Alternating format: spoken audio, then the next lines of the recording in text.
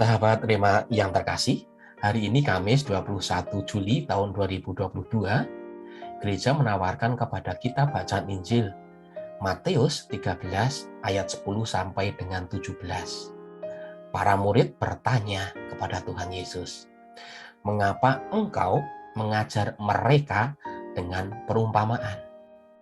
Tuhan Yesus menjawab kepada mereka, "Kalian diberi karunia untuk mengetahui rahasia kerajaan Allah." Diberi karunia. Dalam banyak kesempatan Tuhan Yesus juga mengajar secara langsung, misalnya menjelaskan hubungan dirinya dengan Allah Bapa, menjelaskan hubungan dirinya dengan Roh Kudus. Juga Yesus ketika memanggil atau mengutus para murid juga secara langsung. Tetapi dalam berbagai kesempatan mengajar dengan perumpamaan. Dengan perumpamaan ini, Tuhan Yesus sebenarnya ingin mengajak kita, melatih kita, mengasah kemampuan akal budi kita, mengajak kita untuk mengasah hati nurani kita, dan juga kemampuan rohani atau spiritual kita semuanya. Disitulah letak bagaimana Tuhan menghargai kebebasan kita sebagai anak-anak Allah. Karena satu perumpamaan, pesannya bisa berbeda-beda satu sama yang lain. Setiap orang menangkap pesan yang berbeda, tidak semuanya sama, sesuai dengan kondisi atau situasi hidupnya.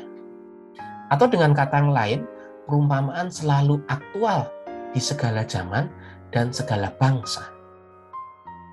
Oleh karena itu, dengan perumpamaan ini Tuhan Yesus sebetulnya ingin menjauhkan dari bahaya seperti dikatakan dalam teks, menjauhkan dari bahaya mereka yang melihat tetapi tidak tahu, mereka yang mendengar tetapi tidak menangkap atau mengerti.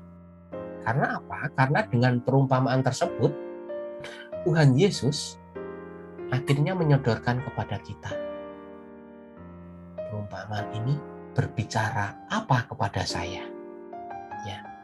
Apa pesan yang ingin disampaikan Tuhan Yesus dengan perumpamaan itu? Setiap orang berbeda, karena kita semuanya unik. Oleh karena itu, dengan itu Tuhan Yesus memberikan kebebasan penuh kepada kita dengan karunia yang diberikannya. Dengan perumpamaan Tuhan Yesus sebetulnya juga ingin menolong kita supaya tidak seorang pun berpikir tentang kita. Kita sendiri yang berpikir tentang kita.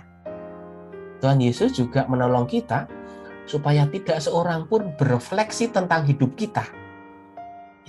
Kita sendiri yang merefleksikan hidup kita.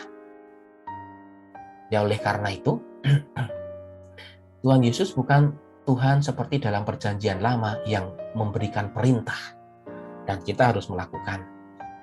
Tuhan memberikan aturan-aturan dan kita harus memenuhi aturan tersebut. Tidak seperti dalam perjanjian lama. Tuhan Yesus bukan Tuhan pedagang yang kalau saya memberi atau melakukan atau membayar, saya mendapatkan sesuatu. Tuhan Yesus tidak mengajarkan kalau kita misa tiap hari, kita masuk surga. Kalau kita misalnya memberikan sedekah kepada orang yang membutuhkan, pahalanya segini atau segitu. Tuhan Yesus tidak pernah mengajarkan dengan cara seperti itu Tidak ada ajaran-ajaran Tuhan Yesus disampaikan dengan cara seperti itu. Tuhan Yesus sepertinya dengan perumpamaan seperti memberi kita jala dan kail, bukan memberi ikan. Kita sendiri yang berusaha untuk menangkap ikan yang kita butuhkan. Kalau tidak kita butuhkan, kita kembalikan.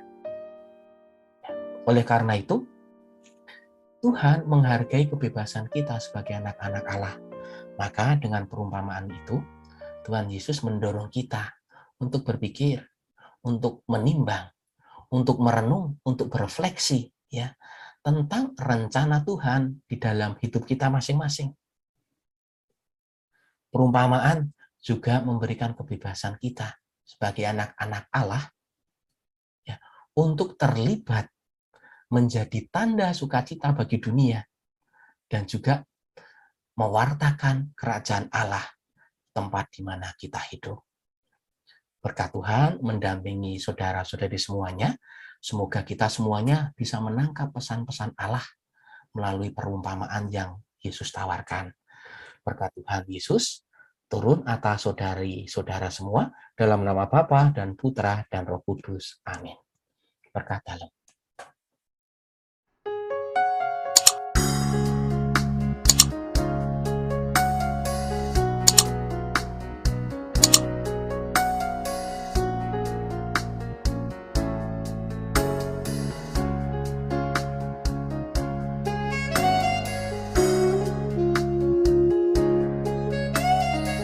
Sahabat Rema, sampai jumpa dalam program berikutnya.